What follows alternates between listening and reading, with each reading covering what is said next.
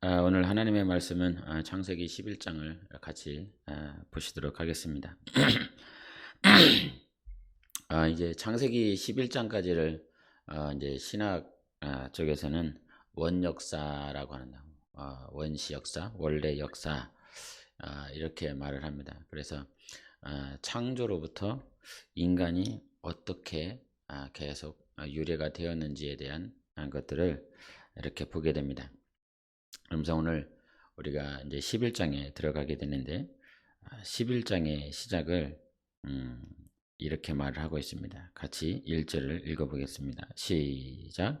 온 땅에 언어가 하나요 말이 하나였더라. 이런 말합니다. 언어가 하나라고 하는 것이죠. 이제 10장에서부터 우리가 어제도 잠깐 말씀을 나눴던 것처럼 창세기 11장은 10장 뒤에 오는 사건이 아니라 그 10장 중간에 들어가는 사건이다. 이렇게 보셔야 된다. 이렇게 얘기를 했습니다.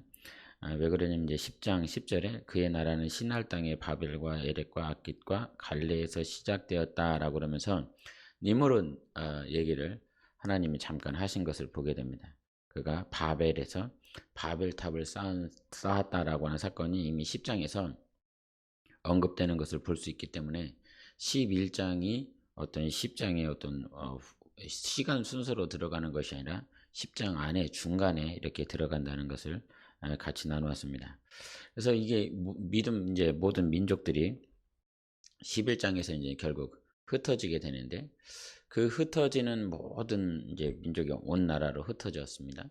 흩어지고 난 다음에 그 모든 사람들의 흩어진 사람들이 뭐 피부가 다른 사람들일 것이고 언어가 다른 사람들도 있고 문화가 다른 사람들이 이게 다 이렇게 흩어지게 되지 않습니까? 흩어진 결과로서. 그런데 이제 그 모든 족속들의 DNA를 과학자들이 다 수렵해서 그것들을 조사를 해봤는데 그 조사에 이게 족속들이 다 흩어져서 이렇게 모아서 검사를 해봤더니 그 DNA는 결국 한 사람으로 이렇게 수렴하더라는 것입니다. 그것은 바로 그 하와로부터 나왔었던 그 하와, 아담, 그 DNA와 일치하면서 결국은 한 사람으로 수렴이 된다는 거야.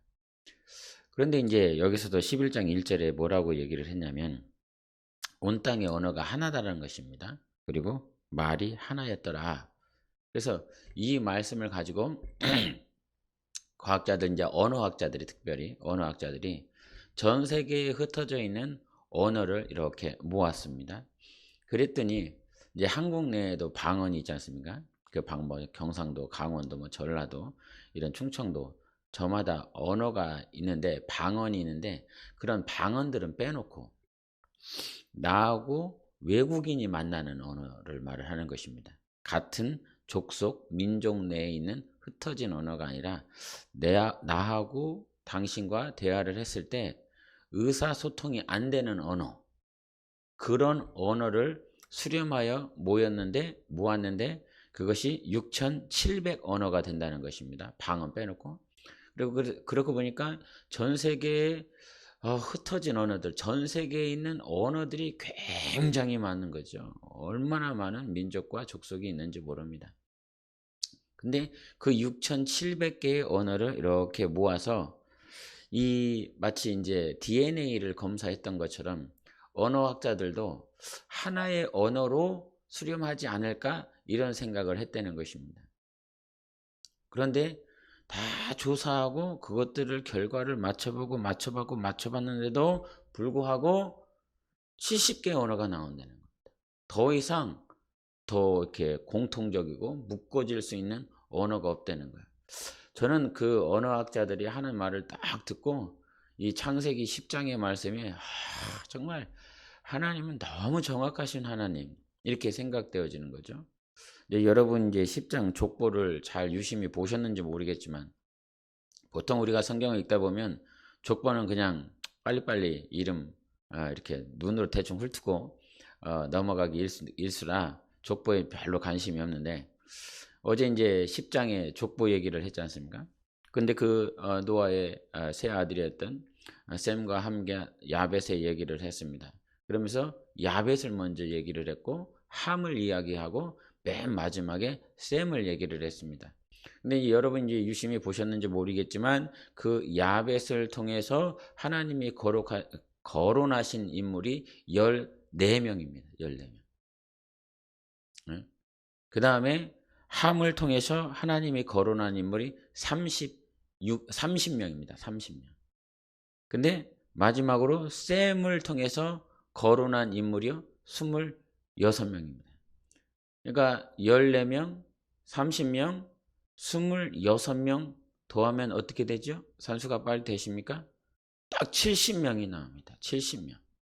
그 70명이 저는 언어학자들이 70개의 언어가 이렇게 모여진다라고 하는 소리를 듣고 진짜 우리 하나님 70인이 딱 그렇게 생각이 나는 것입니다. 그래서 그 70인이 결국은 흩어졌다라고 하는 거죠.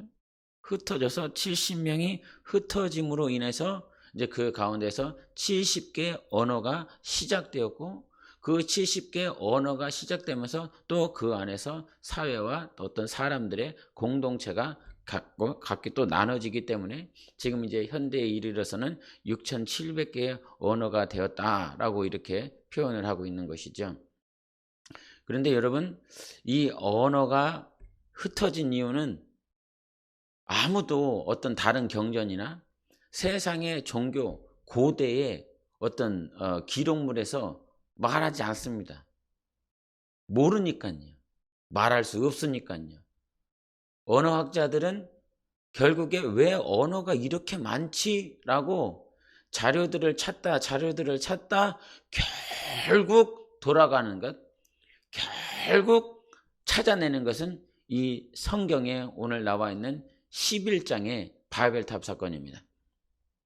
그러니까 아무도 이 언어가 왜 이렇게 많게 되어졌는지 설명하는 책이 없다 이 말입니다. 그러나 이 언어를 흩으신 분이 바로 우리 하나님이세요. 하나님께서 그 언어를 흩으셨고 흩으신 이유에 대해서 우리에게 너무 자세하게 말씀을 해주시는 것입니다. 언어가 흩어진 이유를 저렇게 말씀하세요. 4절 같이 보시겠습니다. 4절, 6절 같이 읽겠습니다. 4절부터 6절까지 같이 봅니다. 시작. 또 말하되 자 성읍과 탑을 건설하여 그 탑 꼭대기를 하늘에 닿게 하여 우리 이름을 내고 온 지면에 흩어짐을 면하자 하였더니 여호와께서 사람들이 건설하는 그 성읍과 탑을 보려고 내려오셨더라. 여호와께서 이르시되 이 무리가 한 족속이요 언어도 하나이므로 이같이 시작하였으니 이후로는 그 하고자 하는 일을 막을 수 없음이로다. 이런 말씀하십니다. 뭐라고 말씀하시니까? 왜 흩으십니까? 탑 꼭대기까지 하늘을 닿게 해서 우리 이름을 내자. 그리고 흩어짐을 면하자. 그러면 흩어짐을 면한다라고 하는 건 우리가 흩어지는 것이 아니라 수동적으로 누군가에 의하여 흩어진다라고 하는 것이죠. 그러면 이 말씀은 흩어짐을 면한다라고 하는 것은 결국은 노아 홍수를 통해서 허락했던 하나님께서 하신 그 심판에 대하여 우리가 흩어짐을 면하자라고 하는 뜻인 것입니다. 하나님은 노아 홍수 후에 분명히 말씀하셨습니다. 무지개 언약을 통해서 다시는 물로 인생들을 심판하지 아니하실 것이다. 이런 말씀을 하셨어요. 그러나 이미 노아의 아들이었었던 함을 통해서 그 함의 아들이었었던 구스를 통해서 이제 니므롯에 이르기까지 이제 약 2대가 지나갔는데 2대가 지난 상황 가운데서 하나님이 하신 약속을 잃어버린다라고 하는 것이지요. 여러분, 우리는 이 땅에 살아가면서 정말 주님 앞에 기도하고 집중해야 될 것은 나의 자손들이 하나님의 약속을 잊어버리지 않도록 날마다 그들에게 하나님의 말씀을 권하고 권면하고 하나님이 누구이신지를 가르치는 삶에 굉장히 집중해야 된다는 사실입니다.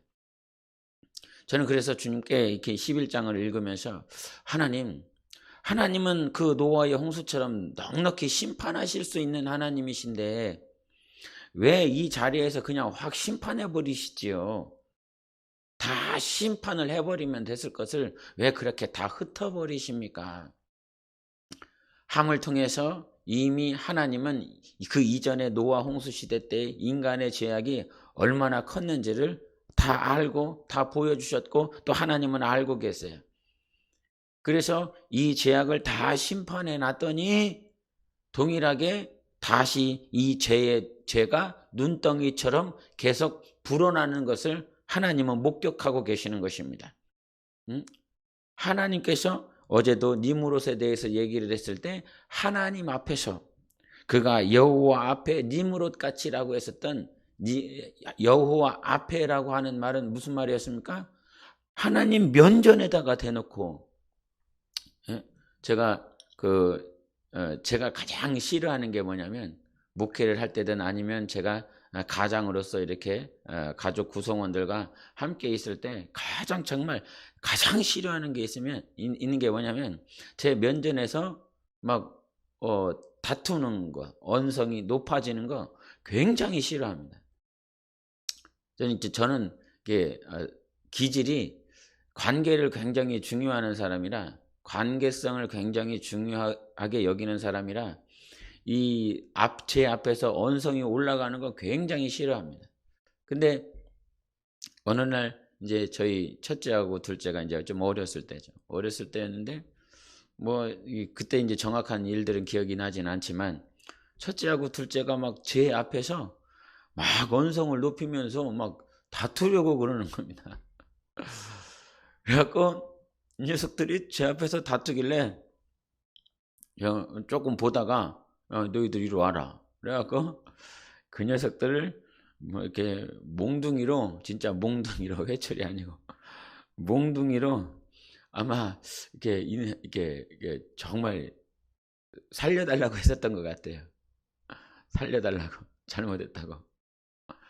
그래서 이 두 녀석들이 제 앞에서 이렇게 싸우다가 그때 한번 정말 된통 제가 가르쳤죠.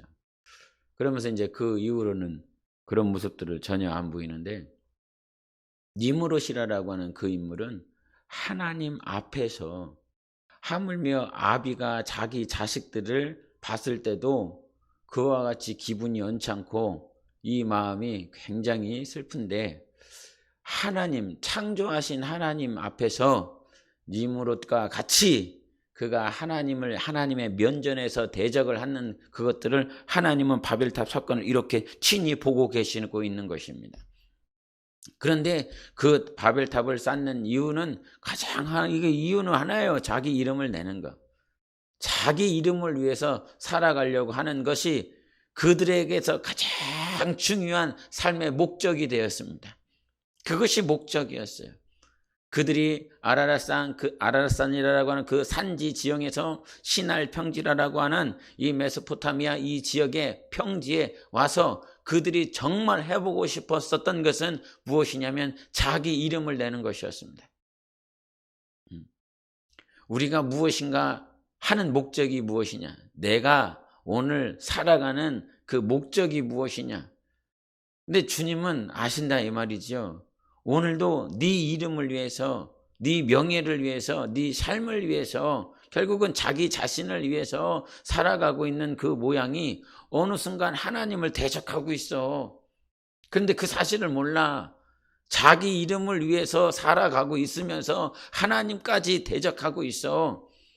그것들을 하나님은 오늘도 면전에서 이렇게 확인하고 있다라고 하는 사실이지요. 주님은 오늘도 그걸 참아주시는 것입니다. 오늘도 참아주시는 것. 그런데 중요한 것이 우리가 어제도 봤는데 잠깐 10장 10절을 같이 읽어보겠습니다. 10장 10절 시작. 그의 나라는 시날 땅의 바벨과 에렉과 악깃과 갈레에서 시작되었으며 라고 하는데 10장 10절에서 우리가 주목할 수밖에 없는 단어가 있어요. 나라라고 하는 것. 그전까지는 나라라고 하는 개념이 없습니다. 다 족속인 거지요. 아니면 족장 개념이 있는 거지요. 가족으로 말미암는 아버지의 이름으로 말미암는 선조로 말미암는 그런 족속, 그런 족장이라 이거죠. 그런데 갑자기 등장하는 단어가 뭐냐면 나라가 등장하기 시작합니다. 그의 나라가 건설되기 시작합니다. 결국은 여러분 이 니므롯을 통해서 나오는 나라가 무엇이었습니까? 바벨론이었습니다. 10장 10절에 11절에 아수르가 등장합니다. 아수르의 수도였던 니느웨가 등장합니다. 이것이 큰 성읍이 되는 것이고 결국은 그의 나라, 이 나라를 킹덤이라고 그러는 거죠. 나라라고 하는 킹덤은 자기가 왕인 나라인 거죠. 킹덤. 그래서 그가 왕이 되고 그가 통치하고 자기 이름이 존경을 받는 그런 나라를 그런 니므롯은 세우려고 했다 이 말입니다. 그런데 여러분 하나님의 이름을 대적하고 자기 이름을 위해서 사는 나라의 특징이 오늘 11절에 분명하게 나왔습니다. 우리 9절을 보겠습니다. 9절 시작. 그러므로 그 이름을 바벨이라 하니 이는 여호와께서 거기서 온 땅의 언어를 혼잡하게 하셨음이니라. 여호와께서 거기서 그들을 온 지면에 흩으셨더라. 아멘. 바벨이라고 하는 그 이름이 되어진 것, 그것은 여호와께서 거기서 온 땅의 언어를 혼잡하게 하셨다라고 하는 거예요. 니므롯은 누구의 나라? 그의 나라, 자기의 나라. 결국은 이것은 누구의 나라? 사탄의 나라인 것입니다. 마귀의 나라인 것입니다. 사탄과 마귀의 나라 니므롯을 통해서 그렇게 세우려고 했었던 사탄의 나라의 가장 큰 특징은 뭐냐면 하나님께서 그의 나라를 혼잡하게 만든다는 거예요. 혼란하게 만든다는 거예요. 하나님이 주인되지 않는 나라의 가장 큰 특징은 혼란해요. 더러워요. 지저분해요. 그리고 소통이 되어지지 않아요. 하나님께서 우리에게 주시는 나라가 어떤 나라입니까? 그 나라는 거룩한 나라인 것입니다. 하나님이 왕으로 통치하는 정결한 나라인 거예요. 그래서 예수 믿지 않고 원수 마귀 아래 있는 자들의 그 삶을 계속 들여다보면 혼잡해요. 혼란해요. 어느 집에 들어가도 정신이 없어요. 정리가 되어 있는지 안 됐는지. 그래서 여러분 우리의 믿음이라고 하는 건 거룩하고 정결한 거거든요. 성령의 충만함이거든요. 근데 어디 들어갔는데 막 난장판이야. 그거는 지금 자기가 성령의 인도받고 있는지, 그건 겉 표면적으로 다 그렇다라고 말을 할 수는 없겠지만 막 사역 때문에 너무너무 바쁘셔갖고 정리를 할 시간이 없는 그런 분들도 있죠. 그런데 시간도 많고 정말 자기가 생각할 것도 많은데 그런 혼잡하고 아주 혼란한 사람들이 있어요. 그거는 예수를 믿는다라고 하면서도 이건 좀 생각해 봐야 돼. 그런 분들은 진짜로. 주님은 우리에게 거룩한 영을 허락해 주셨어요. 그래서 그 사탄의 나라는 하나님께서 어떻게 하시는지 한번 우리 말라기 1장을 한번 보시겠습니다. 말라기 1장 4절. 말라기 1장 4절 같이 읽어보시겠습니다. 시작. 에돔은 말하기를 우리가 무너뜨림을 당하였으나 황폐된 곳을 다시 쌓으리라 하거니와 나 만군의 여호와는 이르노라. 그들은 쌓을지라도 나는 헐리라. 사람들이 그들을 일컬어 악한 지역이라 할 것이요 여호와의 영원한 진노를 받은 백성이라 할 것이며 이런 말씀하셨어요. 에돔이 뭐라고 말하냐면 황폐된 곳을, 무너뜨려진 곳을 다시 쌓겠다는 거예요. 그런데 하나님이 뭐라고 말씀하십니까? 그들은 쌓을지라도 나는 헐리라 말씀해 주셨어요.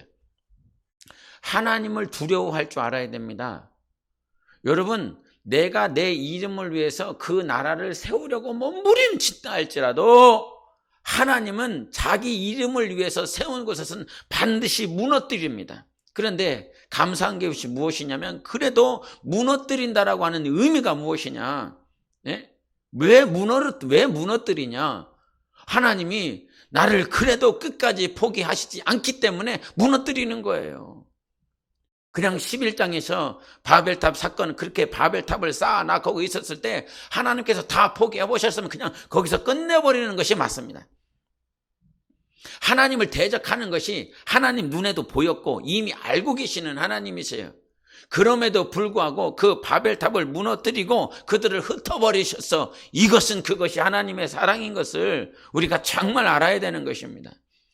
끝내버리실 수 있는 하나님께서 오늘도 참으시고 있다라고 하는 거죠. 그래서 세상 나라는, 자기 이름을 위하여 쌓는 나라는 하나님께서 헐어버리십니다. 헐어버리셨을 때에 하나님께서 왜 그것을 헐어버리셨는지를 알고 이제 나의 나라가 아니라 그리스도의 나라, 하나님의 나라를 위하여 살고자 하는 거룩한 갈망과 소원들이 이루어져야 돼요. 여러분이 잘 아시는 말씀 가운데 마태복음 6장 33절의 말씀이 있습니다. 그런즉 너희는 먼저 그의 나라와 그의 의를 구하라. 그리하면 이 모든 것을 너희에게 더하시리라. 그런즉인 거예요. 그런즉. 결과로서 말씀을 하시는 겁니다. 그 결과가 뭐예요? 먼저 그의 나라와 그의 의를 구하라는 거예요. 구하라. 그냥 우리가 이 땅에 신앙생활 하면서 내가 그냥 이렇게 영적 생활하고 예배 드리고 뭐 기도하고 뭐 하는 이런 그런 영적 생활의 형태나 아니면 행위에 맞춰져 있는 것이 아니라 그냥 가만히 있어도 무엇인가 하나님의 역사가 일어난다는 것이 아니라 여기서 구하라고 말씀하셨어요. 찾으라는 거죠. 그래서 마태복음 7장에 구하라, 받을 것이고 찾을 것이고 두드리고 열릴 것이다 이렇게 말씀하시지 않습니까? 그런데 하나님의 나라에 대해서 하나님의 그 의를 위해서 너희들은 그것을 구하라는 거예요. 가만히 있지 말고 그냥 가만히 있으면 하나님의 나라를 위해서 사는 것이 아니고 가만히 있으면 하나님의 의를 위해서 사는 것이 아니라 하나님은 그것을 그의 나라와 그의 의를 구하라는 거예요. 니무롯도 그 하나님을 대적하는 자도 자기 나라를 위해서 그의 나라를 위해서 막 무엇인가를 열심히 하고 있다 이 말이죠. 여러분 주님이 우리에게 말씀하시는 것은 그의 나라를 구하는 것입니다. 그의 나라를 찾는 것입니다. 그래서 그의 나라를 찾지 아니하면 우리는 하나님의 나라를 세우는 일에 사용받을 수가 없는 것이에요. 그냥 가만히 있다고 해서 내가 그냥 예수님을 믿는다고 해서 그의 나라가 세워지는 것이 아니라 여러분 성경을 잘 보십시오. 이 성경의 역사 가운데 하나님의 나라를 구하기 위해서 몸부림치는 자들이 있지 않습니까? 다윗이 자기는 그 백향목 궁에 있으면서 하나님의 그 성막은 저 뜰에 있는 것들을 보았습니다. 그때에 그의 마음이 불일듯 일어납니다. 나는 이 궁전에 거하는데 저 여호와의 성막은 하나님의 성막은 정말 초라하게 저 뜰에 있는 모습을 보면서 그의 마음이 불일듯 일어납니다. 하나님의 성전을 세우리라. 그 마음을 하나님께서 받아주시고 그가 비록 피를 많이 흘렸기 때문에 자기 때에는 세울 수 없었지만 솔로몬 때에 그 하나님의 성전을 세울 수 있도록 하나님이 허락하여 주시고 결국은 솔로몬 성전이 세워지는 것 아닙니까? 그런 마음을 품으니까 하나님께서 그 마음을 받아주시고 그 마음을 인도해 주셔서 하나님의 나라를 세울 수 있도록 그 사방을 정복할 뿐만 아니라 사방에 있었던 왕의 마음들을 다 하나님께서 만져주셔서 그 성전을 세울 수 있도록 금과 은과 백향목과 필요한 청동들을 하나님께서 다 사방으로부터 얻을 수 있도록 해주십니다. 그래서 여러분이 이 땅에 살아있는 동안 정말 하나님이 원하시는 나라를 위해서 하나님의 나라를 구하는 삶을 사시기를 예수 이름으로 축원합니다. 그리고 우리가 11장 후반부에서 집중해야 될 것이 있는데 현대 역사 가운데는 현대 역사는 기록한 분량들이 굉장히 많이 있죠. 지금 뭐 인터넷 뒤지면 현대 역사, 근대 역사들은 굉장히 많이 있어요. 그런데 만약에 이 현대에서 이 중세로만 넘어가도 이 중세에 기록된 역사가 현저히 부족합니다. 그러면 이것들 다시 고대로 넘어간다라고 그런다면 기록은 더 없어지는 거죠. 기록 자체가 찾아볼 수가 없어요. 근데 여러분 성경을 유심히 보다 보면 하나님은 족보를 말씀했어요. 4장에 가인의 족보를 얘기를 하고 5장에 아담의 족보를 얘기를 해요. 그 다음에 이제 우리가 9장과 10장과 11장을 통해서 이제 노아의 아들들의 족보를 얘기를 하고 오늘 본문에 말씀하고 있는 11장 10절을 보면 같이 읽어보겠습니다. 시작. 셈의 족보는 이러하니라. 셈은 백세 곧 홍수 2년에 아르박삿을 낳았다. 이렇게 말을 하고 있습니다. 이게 노아의 자손 가운데서 셈과 함과 야벳을 10장까지 말을 하고 난 다음에 그 다음에 셈의 그 후손들을 얘기를 합니다. 만약에 여러분 성경에서 4장과 5장과 또 10장과 11장에서 족보를 말을 하지 아니하였다면 우리는 인류의 역사가 어떻게 시작됐는지 알 방법이 없습니다.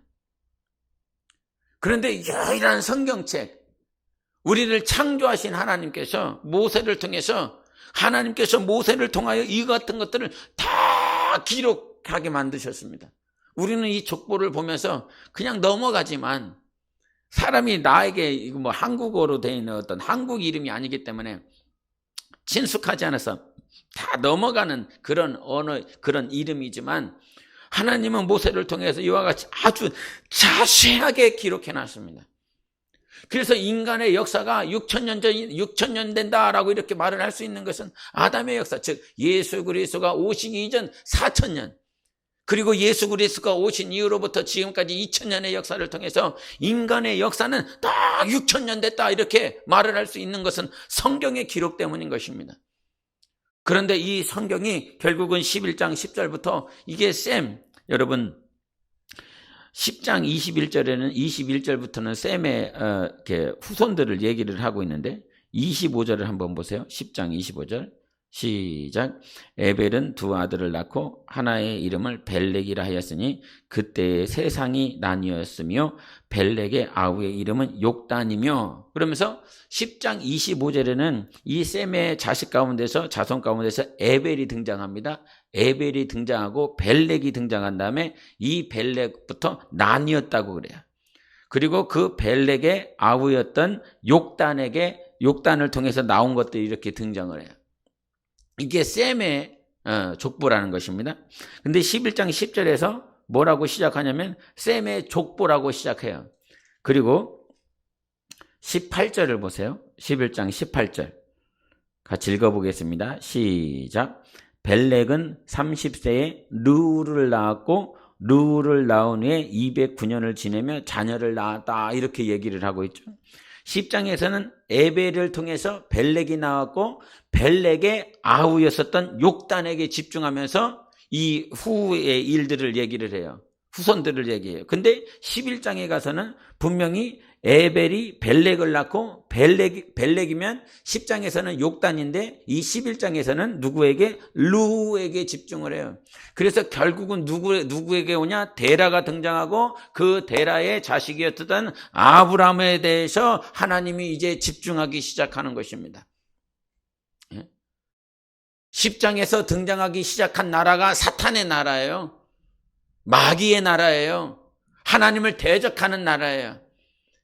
그런데 하나님께서는 11장을 통해서 그와 같은 사단의 나라 전반부의 얘기를 하고 하나님은 그 나라를 그냥 그 사탄의 나라를 거기서 멸절시키지 않고 하나님께서는 하나님의 나라를 세우기 시작하십니다. 아브라함을 찾습니다. 하나님께서 아브라함을 구하십니다. 이것이 바로 하나님의 나라의 특징인 거예요.